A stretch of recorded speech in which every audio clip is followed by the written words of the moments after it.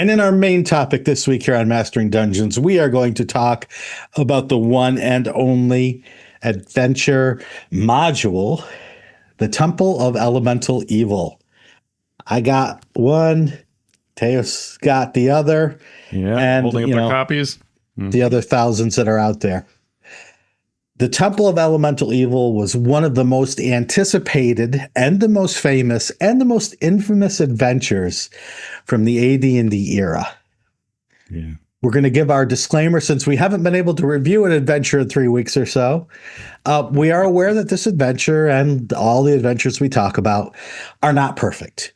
And in fact, they may ultimately be not even good by our standards. But this is a series where we're going to focus on the positives of the adventures, what lessons we might take from them to make our own adventures better. So this is my vow and Teos's vow. We're going to try to keep it positive. Oh, yeah.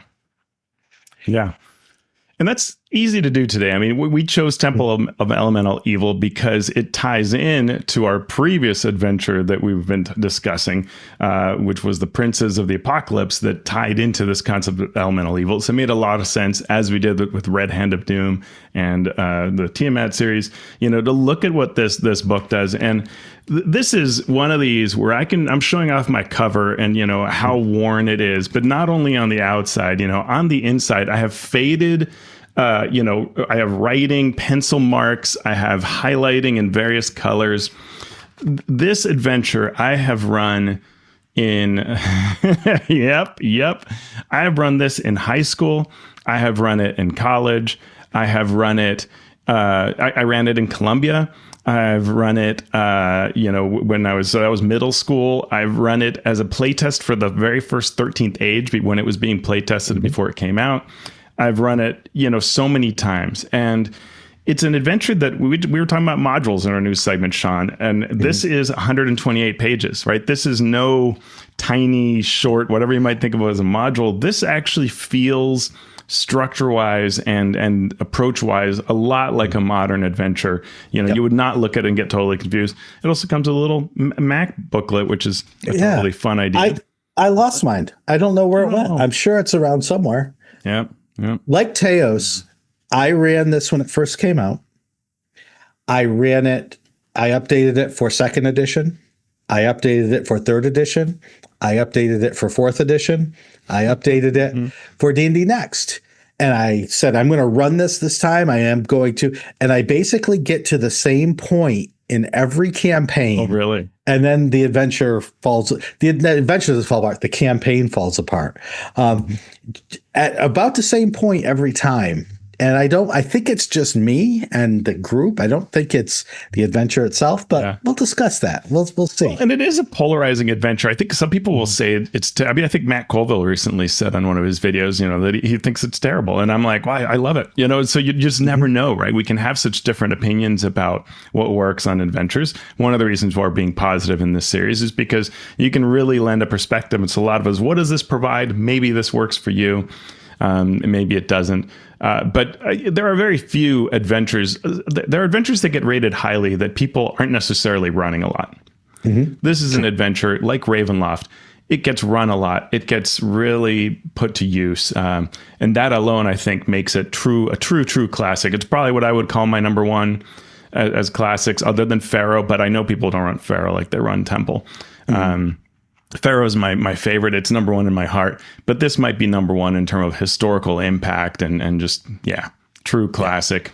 So, and we have a listener question that sort of talks about this. It goes back to the previous adventure, Princes of the Apocalypse, but also covers here. This is from Ogre J. Jose Fat 37. I mangled that, but that's okay. I've always immediately bounced off the stuff called elemental evil because evil isn't an element. Elemental stuff is of the inner planes, and evil and good are of the, did I say that wrong? Elemental stuff is of the inner planes. Yeah. Evil and good are of the outer planes, which sounds like nonsense to me. So what is elemental evil? Is it just powerful elementals that are also evil? Teos? It's an excellent question. So the idea of elemental evil comes from the Fiend Folio book, created in the UK for the Advanced Dungeons and Dragons line way back when. This book introduced all manner of creatures, including the Flumph, and also included evil elemental princes, because before that, the idea was, in fact, elemental equals neutral, right? They're not aligned. But Yansibin of air, Olhydra of water, Ogrimmok of earth, Imix of fire, these were the elemental princes. Later, other sources ran with this intriguing idea. They introduced Bwimb of ooze, Cryonax of ice, which I think Mike Shea made in 4th edition and was the highest CR creature. He likes to talk about that. Good on you, Mike. It was a really cool monster. As well as good elemental princes as well. And the lore of the original Fiend Folio then fuels these stories that get out into other sources. We get the Temple of Elemental Evil, Princes of Apocalypse, where you even get to fight one of these 4 princes. And Temple of Elemental Evil takes that Fiend Folio concept and builds upon it, explaining that these elemental cults are actually a cover story for a far greater threat. The Elder Elemental Eye is what's behind it, except that's a cover story, and behind that is the true power manipulating all of these cults. We won't spoil it. Maybe we will. Well, hey, Shawn, by the way, there are going to be spoilers in this. I've heard that. I've heard that repeatedly. Yeah. But we also, Go ahead. Yeah. So the 1998 Monstrous Compendium Planescape edition even suggests that the Elder Elemental Eye may have been the progenitor of the Princes of Elemental Evil. So the elemental concepts don't have the clearest lore, particularly as more recent editions have rewritten how primordials and elementals work, the dragons versus the gods versus the primordials. And so it can get really messy if you try to pick out all the various strings from the different editions.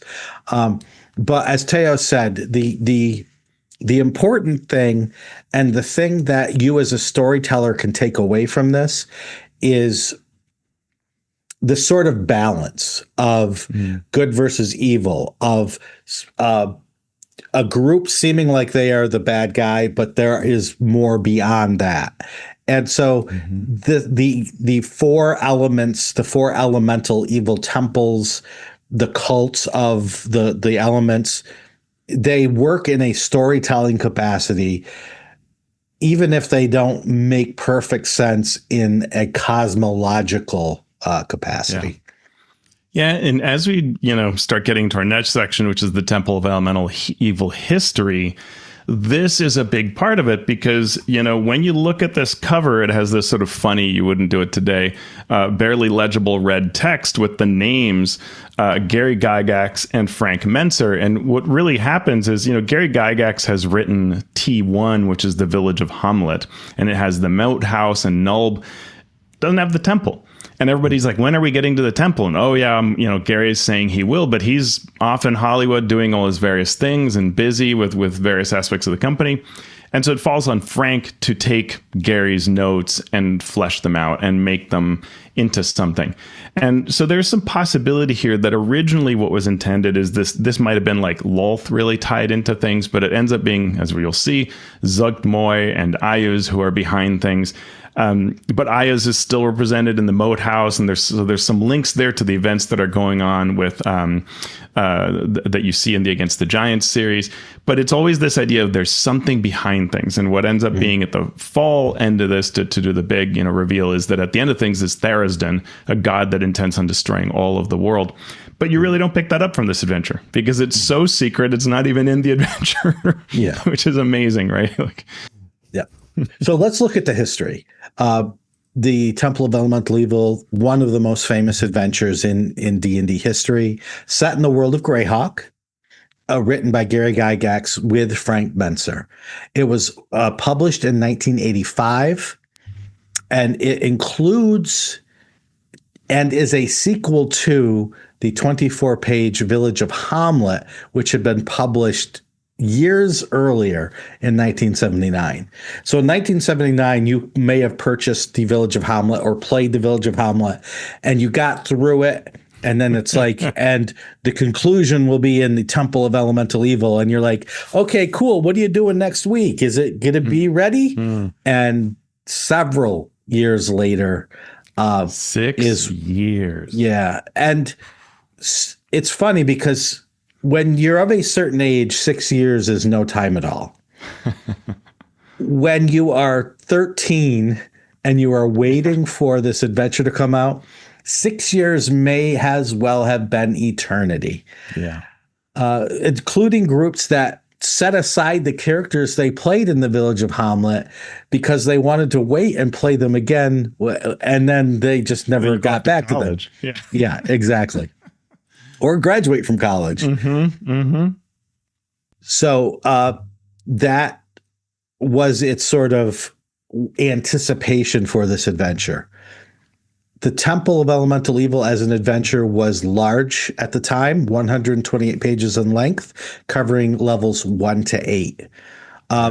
Many Greyhawk adventures that were published in these module forms were just, could have been placed anywhere. There may have been a short little, if you can place this in the Archclericy of Valuna. You meet with the Duchy of Ernst people, but then off you go, and that's the last bit of Greyhawk. The only lore was meeting the king of so and so, right? So this one is more steeped in lore, taking place in the year 579 CY, very close to the city of Verbabank. So the setting has a great deal of relevance. There is this idea of the Battle of Emerald Meadows that happened before because the temple had been established, was crushed, and now is rebuilding. So there are heroes from that battle who may have survived and gone off in different directions, but they have not forgotten what they had to go through already. And in some ways that's great, because it gives a real palpable history to an adventure. And you can have fun with that with the right group and the right game master. But it's also sometimes a bit of lore that feels remote and irrelevant to what's going on now. Yeah, agreed. This adventure doesn't know kind of what it's doing with its history, even though it exists and it's interesting. And particularly because Greyhawk, and we did a whole series where you and I covered the Greyhawk the Living Greyhawk Gazetteer book before the fourth edition or the fifth edition 2024 DMG came out. And in that, we went through all of this. And really what you see is Greyhawk is all of these nations on the brink of war, like highly unstable. It's a powder keg waiting to be set off. And that was also true in the original box set. And it's true in this adventure, where all of these nations are unstable. And one of the things that could change that stability is if one of the heroes of Emery Meadows, Prince Thrommel, were able to marry, is it Jolene, I think, Lady Jolene of Valuna? Yeah. And these realms unified through that marriage, well, now you would have this united front, and various other nations that they're allied to would form a big bulk of war against whoever is coming. Ayu's, the Elemental Evil, any of this. But Prince Thrommel's captured at the end of the Battle of Emerald Meadows. He goes missing. Where is he? Well, spoiler, he's inside the temple. And so finding him, if you could, would be a huge thing. But is this adventure about that? Nope. He's just sort of in this room. You just sort of get this backstory, and you probably won't find him. I mean, I don't think I've ever run a table that actually found him in play. Right. You know, I would have had to, as DM, bent things and change things to have them come upon that particular secret. And so it's a really interesting, it is a lot of important lore, but at the same time, most groups are just playing the game. Yep. The adventure was ranked 4th greatest Dungeons and Dragons adventure of all time by Dungeon Magazine in 2004 on the 30th anniversary of the Dungeons and Dragons game. A sequel called Return to the Temple of Elemental Evil was released for 3rd edition in 2001, written by Monty Cook, taking place 12 years after the events of this adventure. There was also a 2001 novel based on the adventure and a computer game that used the 3rd edition rules in 2003. And the only time I got through the temple was in that computer game. It was full of bugs. You had to like download unofficial patches and stuff, but it was a fun game, and it sure used the third edition rules. You had to like power attack and do little rings of, anyway, it was a lot, but it was fun to see something that I'd played through so many times now represented in video game form. It was the closest thing to like the Baldur's Gate video game now, where you're just like, oh yeah, this is a great video game that actually looks like what I think games and places look like. Yeah. Mm-hmm. And the new Legends of Greyhawk campaign for 5.5e has a Faerond region where heroes have already explored the Moathouse, and this year the Temple of Elemental Evil's upper reaches.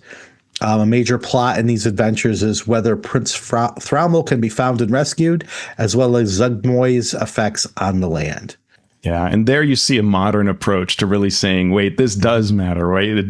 That is the focus. That is the thematic focus, is this Prince Thraumel being missing, Lady Jolene, doing everything she can to find where he is and determine his state. And, this all makes a lot more sense where that narrative is grounded in the larger Greyhawk history, which is a lot of fun. So if you have not played Legends of Greyhawk and you're a huge fan of Temple Elemental Evil, or what we're talking about sounds awesome, you should definitely check that out.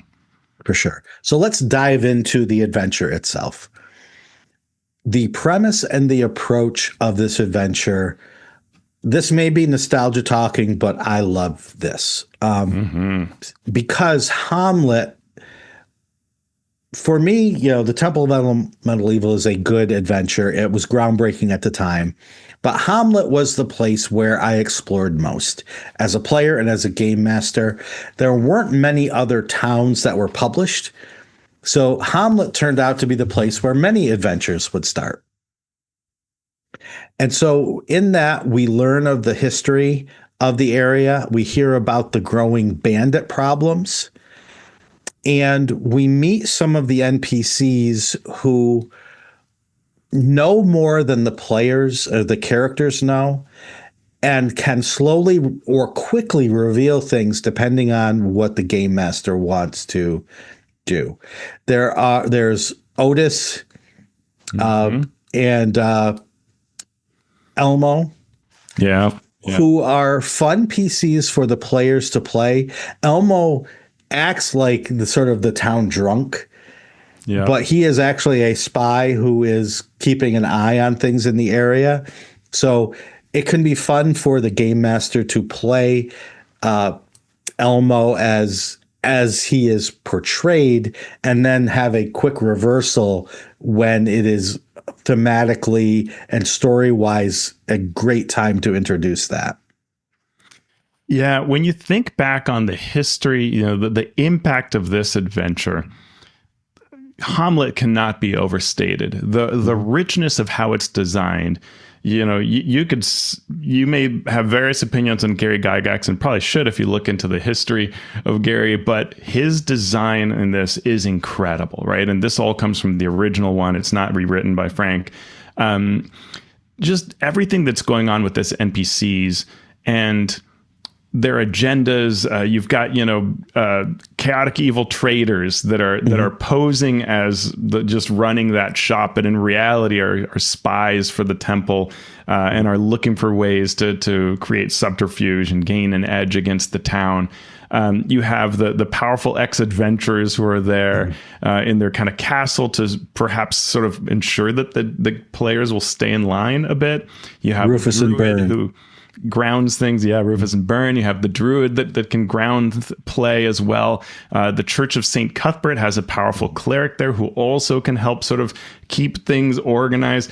These various NPCs have, it's not fully modern, right? It's not like they give you everything you'd want today, but you can see there that baseline upon which adventures today build, because we grew up on things like this, realizing, wow, it's really fun when the town has these major NPCs and little bits that I can play with, and that don't just play out today.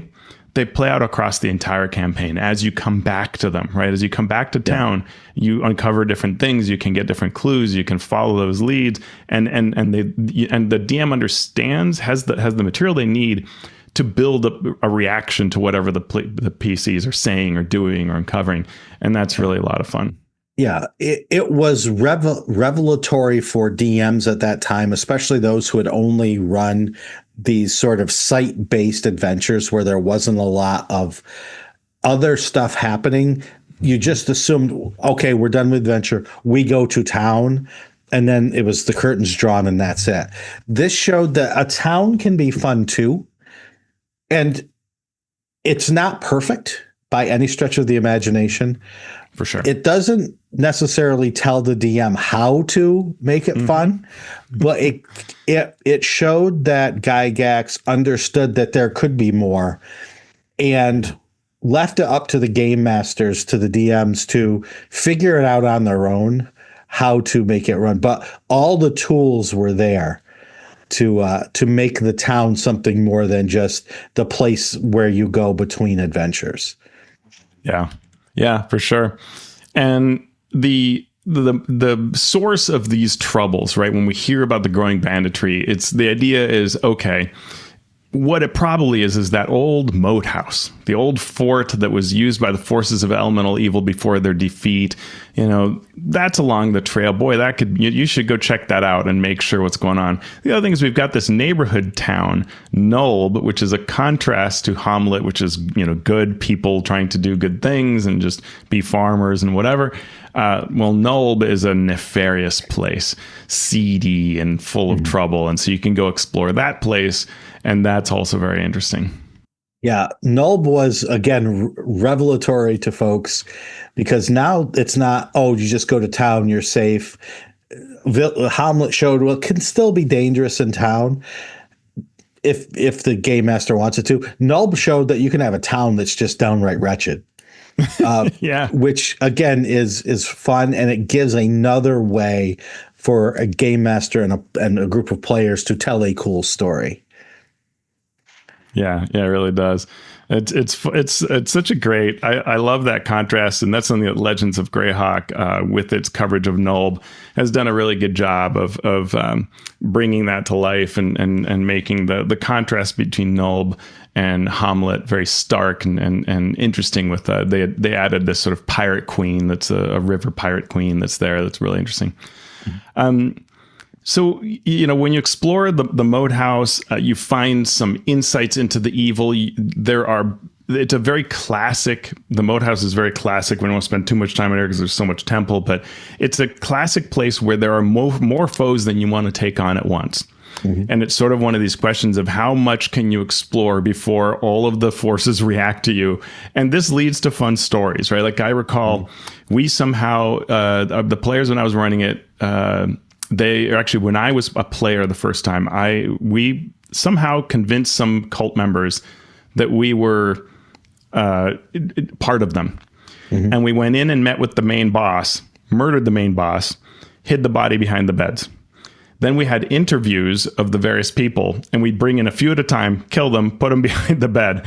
And at some point, the DM starts saying, like, you know, they see the body peeking out. And then it was on fighting all the rest of the, but our plan worked well enough for a while. And then you explore its dungeons. The dungeons have some various interesting things as well. You eventually get some clues from one of the notes and papers from Lareth the Beautiful, who's there, hinting at the fact that this is active. There is evil ongoing. You know, these are not just mere bandits. Much more is going on. And that's when you know that you need to head to the abandoned temple, which has been sealed by the forces of good. Yeah, and that's an important note, is why is all of this able to be happening at this temple? It's because the temple... Everyone thought the temple was sealed, and it's holding in something very dangerous. So you don't want to break that seal. You don't want to go in there and investigate. Just leave it alone. No one can get in. No one can get out. So it's going to be fine. But people can get in and people can get out. And so that's why this evil has been allowed to grow. And that's something that confused me a lot when I was first reading this text. Is it says, you know, oh, these doors are sealed. But then there are other doors, and you're like, well, wait, so is it sealed? It's not sealed. And what it really is there are several important gates that have been magically sealed.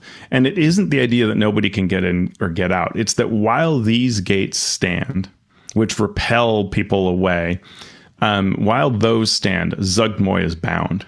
And so if you are to take one or more doors down, that weakens the prison that she is in, but also makes it accessible. And so there's that whole question of, do we break these seals? Do we not? Which is a fun concept.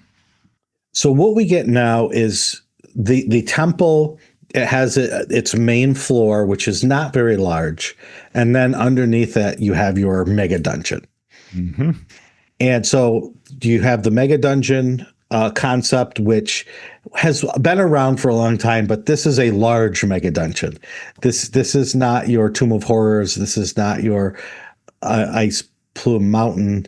This White Plume Mountain. This is deep, and it is controlled by different factions, and these factions are constantly at war with each other, which allow you to turn this into something more than just a heist. Because in a heist, if you go in and get caught, the heist is over. With this, you can manipulate the various sects, the various cults, and find refuge, find respite within the dungeon, which is very, very important to the overall story of the adventure. Yeah, absolutely. And as you go, you're going to pick up clues around what the cults are doing. You're going to figure out that there are these 4 elemental cults and that they're actually busy fighting each other, which also, is a big reason why you can get away with what you're getting away with. That also is why the cults have not prevailed yet. If they weren't busy fighting each other, if evil didn't fight itself, it would be working together to undo what the forces of good did, which was seal Zuggtmoy. They don't exactly know where she is or exactly how to get her out, and so that's part of their problem, and they're too busy fighting each other to find it out effectively. But you can go further down, finding more information. There's a cool poem that gives you clues about what's going on. And then over time, you might figure out the history of Ios and Zuggtmoy, and that she is actually trapped here, because initially you don't even know that. This isn't something, and that is a little strange, but it's basically you're hired by the people in Hommlet, and they don't really know that she has been trapped, right? Yeah.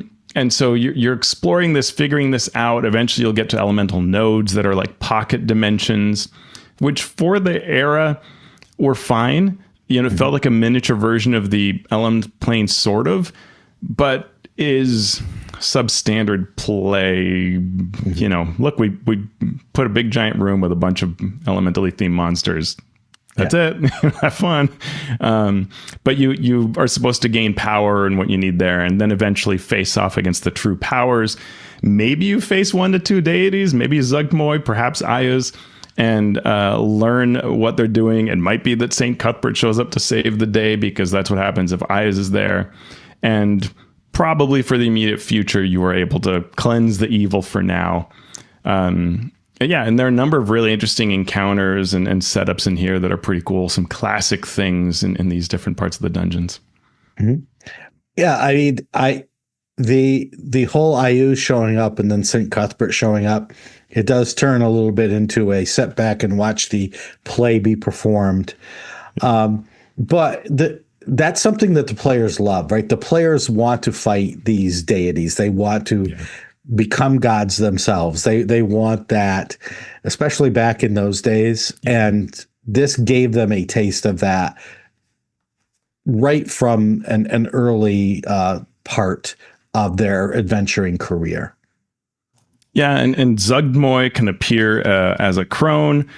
She can appear as a sort of like bulbous fungal creature. Where is she? There she is. And she is, from the abyss, which, so she's this demonic entity, demonic goddess. Ios is a half fiend who is essentially a demigod living in Greyhawk. And there is a lot of history behind Ios, but his presence here is of enormous campaign significance. Again, may not be something that your players care about or figure out or grasp in any way, but it is an interesting piece of lore that that he could show up here based on your actions. And if he does show up, but even if he doesn't, he is behind the scenes and part of the machinations and larger plot going on, which is interesting. Mm-hmm. There is box text in this adventure that ranges from the ridiculous to the sublime. Yeah. I will let Teos talk about the ridiculous. I mean, so it's just so big. It is unbelievable how big some of these box texts are. Like, the interlude Hommlet to Nulb. I'm going to hold up that page. Mm-hmm. It covers the entire page, but it has some of my favorite quotes that I will still quote today when I'm running other adventures because I love them so much. So, for example, the decision is now. It is certain that both vast treasure and horrible death await. So you must gain the one while cheating the other. Fortune and the gods must smile upon such an undertaking. Or, there is no doubt you have come to a place of ineffable evil. Still, it is most certainly a place for high adventure and untold treasures. It is a time to ready spells, draw weapons, check equipment, and set forth into the maze of peril that awaits you, right? So I just love those passages. But somehow your players must stay awake long enough through the entire page of text to land there. Yeah, it definitely tries to create the excitement that the players should be feeling. Sometimes that works, sometimes it doesn't. Later in the adventure, as the box text for some of the dungeon rooms is quite sparse, which is very nice to have this thing that the game master can use and get away from. And if you are long-winded with some entries and short with another entry, what that helps do is calibrate in the players' minds how important what they're seeing is going to be. Because if I just say you see 7 cots, covered in animal skins with 4 lockers at the foot of some of them, and then I stop, you're like, okay, check the lockers. But if I go on a little bit further, that is sometimes can be a good clue to the players of, I better listen. I better be very careful here because something that's going to be said is going to be important. Yeah, for sure. Totally. We've already mentioned the map booklet. Teos showed that. Very nice to have a removable little map booklet that you can reference. Has some maps, not just of the dungeons itself, but of the overland maps. Yep. Yeah, so that was nice and it all folds into the back of the adventure. There's that little flap that it goes into. I missed something, which is that some of the older adventures, Barrier Peaks or Tomb of Horrors, have that art booklet. And we don't get that, but this is such a big adventure that there actually are some really nice, large art pieces. They're black and white, classic art, but there are some pieces that really have nice scenes of what's taking place that you can show your characters, and some great art just in a number of ways. And so at times there is something that we can, show off to our players and inspire them, which I appreciate. The overland travel can be interesting in this adventure. This doesn't count as overland travel, but at the Moathouse, likely the very first thing you're going to come across before you even can get into the Moathouse are giant frogs or giant toads that will swallow party members whole. And I have had more than one group go in, they're all ready to go into and fight the Moathouse bandits and do this. And after the first encounter, they need to now go back to Hommlet because they are very injured. Yeah, when I thought, when say Mike Merles would talk about the adventuring day while designing 4th edition or 5th edition, and I would think about I remember running Temple of Elemental Evil where we just can't even get inside a building. We have to turn around and go back because we're so hurt. And each time you're traveling, you might run into wandering monsters. And that might be the end of you, right? That was a really interesting thing. And it really makes you think about the length of play, the adventuring day, those kinds of concepts. And so I really think adventures like this have taught us things over time, especially back in AD&D. Healing could take weeks, and so that was a big deal. But then what it also did is it required that Hommlet be interesting, right? Because you go back, well, you got to do some town stuff. Now you got to get back, and well, maybe the first room is full of sturges, and we got to go back to town again, right? Eventually, we find a place to rest, and that's where it's also useful that there are all these strange dynamics between the cults, so that you can find a place and hole up, barricade it, and just say, okay, we're going to heal here, right? Just enough days and cast spells that we can go back out into the temple and feel like we're not going to be found and routed. Yeah, and that's where that factional play comes into play. Is that you can use some social skills, you can use some role playing to shortcut that need to always go back to town and rest.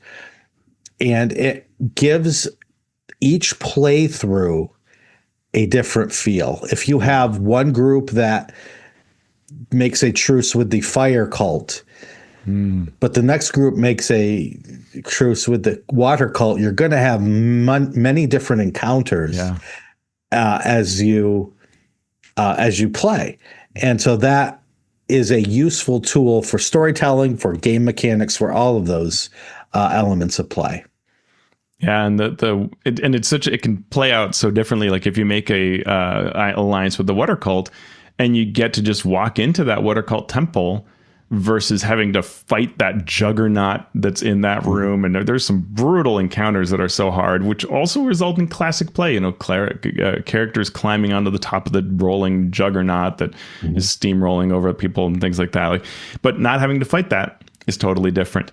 And there are a lot of devious traps. In fact, one of my favorite things, memories of DMing, is I had a player who early on decided to be afraid that any chest inside of it had a scything blade trap. And my friend Andrew Conop, in college, he would check everything for sliding blade trap over and over again. And I knew that in the temple, there is a chest with a scything blade trap in it. And one of my best DMing moments is I goaded him into, I said, well, here's another chest. Do you want to stick your head in it? And he looks at me like, why are you saying that? And I'm like, what do you do? What does your brave character do? Are you going to check it again, do all the things? And he goes, no, I stick my head in it. And he was decapitated by the one slithing blade trap in the entire adventure. And we laughed. He's like, I can't believe you got me. He's like, somehow you made me just do it. And yep. Evil DM. Job here was done. Yep. Every now and then. Yeah. And on that note, there are several interesting rooms for the era. Strange dungeon features, new monsters, interesting choices, many different paths through the dungeon. You can get to the heart of it without necessarily having to go through every single room, which for many people is an enjoyable mode of play. Yeah. Yeah. And a lot of times a final fight in these classic adventures, sure, it's good, but is it epic? And this is certainly epic, right? It is, you're facing against one or more gods, and there's a lot going on. The encounter with Zuggtmoy, she is hiding behind a throne, trying to goad you into opening her prison through offers of treasure and these various pillars of precious metals. And boy, especially for that era, luring when gold meant experience and things like that, right? Like luring players with promises of wealth. It was very easy for them in those days to go, okay, let's just take this and go. Or, hey, we don't have to do any bargain with her. Let's just steal them. But that also is what she wants, right? And if you don't, then she comes out and you fight her. It's really, really quite interesting. There are some confusing parts. I know that whenever I would run this, I would have to read it like 10 times to figure out what's going on at the end and how do you actually end up at Zuggtmoy's prison? What is it? I don't even, you could run the whole adventure and not actually stumble into it because you didn't realize the very little critical bits of information that must come in this particular part. But it's an epic finish. It's really fun. And actually setting altering, though the players may not understand that, but that's just a virtue of how it was written rather than what is actually in there is a really huge, pivotal campaign, very epic significance with huge amounts of lore going around. Again, you may not quite see it, but the player today, or the DM today who understands it, can really bring that out and make, as the people in the Legends of Greyhawk campaign are doing, really bring huge significance to all this, make that a really thrilling part of any campaign. Mm-hmm. And that's what we have to say about the Temple of Elemental Evil. How did you play it when you got to play it back in the day? Are you tempted to play it now if you're a newer player? Let us know. And also, you can help us out. First, thanks for listening, obviously. We really do appreciate it. You can help us out by going to our Patreon at patreon.com/masteringdnd and becoming a Master of Dungeons supporter, a Master of Realms supporter, or a Master of the Multiverse. And there are several of those. Agile Monk of Fantasy Companion Workshops, Keith Hammond of The Monsters Know What They're Doing, Lou Anders of Lazy Wolf Studios, Craig Bailey, Rudy Chainsaw Basso, Dave Bastiensen, Derek the Bearded GM, Steve Bissonette, Merrick Blackman, Bosch-John from Duality Press, Calvin Bridges of Alos, Robo Ballin, Kevin Criswell, Dead Inertia DM, Evil John, Evan at Nimbleco, Kevin Davis, Will Doyle, Andy Edmonds at Nerdronomicon.com, James Fisher, Scott Fitzgerald Gray at Insane Angel Studios, Ted and Jaina of Frog Helmet Games. I have to figure out how to pronounce that. Ben Heisler and Paige Lightman, Simon the Hunter, Sean Hurst, Hyperlexic, the Jaunty Mantis TTRPG Podcast, Mark and Mary's Gaming Compound, The Mighty Jerd, JR of the Twilight Perspective, JT Evans, Brian King, Jim Klingler, Gail Kiermandy, Chad Lynch, Paul Mata, The Mathemagician, Jaron from Mathis Arcanum, Eric Mengi, Anna B. Meyer of Fantasy Cartography, speaking of Greyhawk, Trey McLemore, Michael, John Mickey, Sean Malley, Falcon Neal, Tom Nelson of the Deck of Player Safety, DT Norris of DT and Dragons, Phil Wirt from the Philadelphia Area Gaming Expo, Philip and Lindsay, Frog Prince at Tentacles Squelching Wetly, Post Fiction RPG Audio, Ricardo Who Might Adventure, Robert Pasley, Vladimir Prenner from Croatia, Ozymandias Rex, Runner Rick, Chance Russo at Drago Russo, Andy Shockney, Krishna Simons, Tim Smith, Spark from Dunor Games, Jeff Stevens at jeffstevensgames.com, Josh and Lee Wanika of the Tabletop Journeys podcast, Talos the Stormlord, Jeremy Talaman from Masters of Alchemy, Trace, Ryan Schrook, Joe Tyler, Marcelo de Velasquez, the Valiant DM, Vidwokles G, James Walton, Graham Ward, Jason Ward from Accidental Cyclops Games, Javier Waziak, Waterford Wizard, Chris Webster, and Z. Walt Winfrey. Thank you so much for your support. Even if you can't help out the Patreon, that's okay. Leave us a review wherever you listen to this show, or go to YouTube and subscribe and like and comment and do all of those things. Teos, where can people find you and your work? Find me at alphastream.org. My latest video has been pleasing people, getting a lot of discussion, which is on how many players and their characters should kick in on skill checks, and also what the math is of that, and the math of guidance or the help action on skills. And does the game really intend to and support this? That's been a lot of fun. Shawn, where do we find you? You can find me on the socials at Shawn Merwin. You can follow the podcast on the socials at Mastering D and D. So, Teos, we have survived somehow the Temple of Elemental Evil. Duke has survived somehow to the round of Sweet 16. What are we going to do now? Well, I think it's time for Duke to face off against Ayuz in the Sweet 16. I'd hate to root for Ayuz, but